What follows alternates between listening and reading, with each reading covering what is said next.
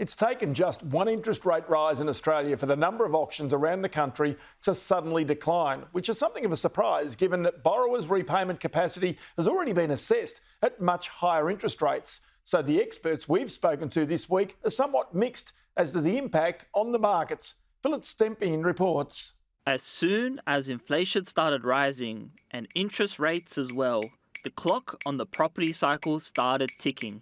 But it's not the first rate rise that will worry borrowers. It's not knowing how many more there will be.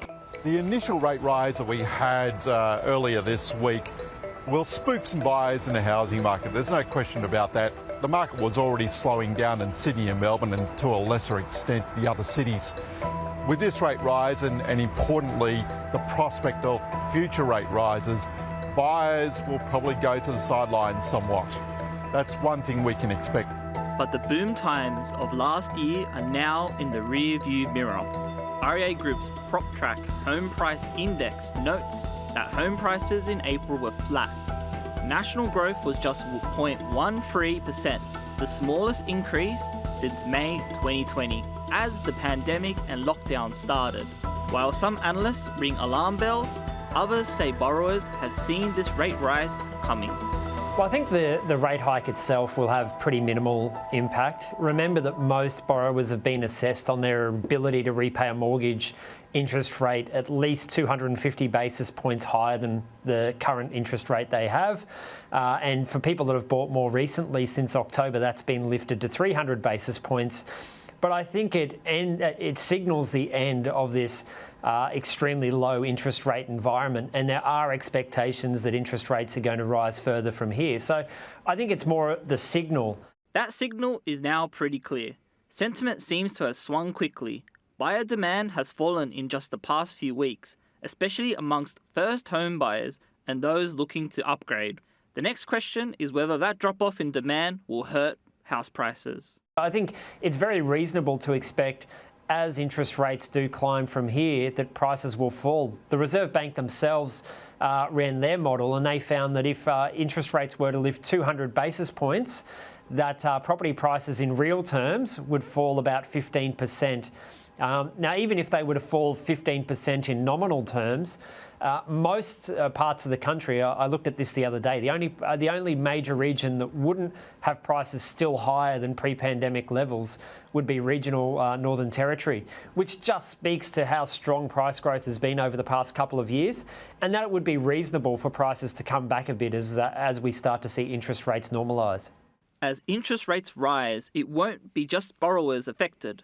We're in the midst of a national rental crisis, and it's only going to get worse as tenants face landlords passing on the interest rate hikes to them.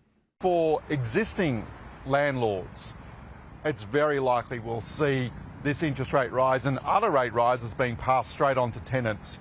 Now, I normally wouldn't say that, but given how tight the rental market conditions are right now, where vacancy rates at circa 1%, I think it'll be a bit of an obvious event that investors will pass this on to tenants.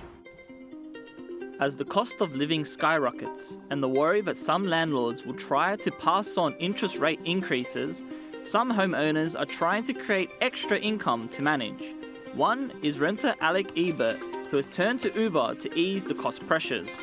So I try to look for a lot of flexibility with my actual work, the jobs that I do. I'm currently working 2 jobs and basically I just needed to support myself, pay for rent, just try and sort of keep a level, treading water a bit. Alec has been working as an Uber contractor for the past year, but soaring fuel prices are now starting to affect his ability to make decent profit from it. At the moment, he's saving money to kickstart a theatre production business, but he's crystal clear with what he will have to do if his landlord passes on the costs from rising interest rates. I would have to probably consider moving back in with my family. In fact, I've been talking to my family about doing that. It's not something that any of us particularly want as full-grown adults. If tenants like Alec are forced to move out, that will in turn put pressure on landlords and investors. So who will feel the pressure of interest rates first? Previous downturns in property cycles suggest that non-conforming borrowers and those with low doc loans tend to feel interest rate rises faster than bank-originated borrowers. What you will see first, though, is that there is a reasonably high proportion of variable rate mortgages across the Australian market. So typically you will start to see arrears increases feed through first into those earlier arrears categories, and that will be reflecting that proportion of the more highly leveraged borrowers, the more sensitive borrowers, which will feel that pinch first.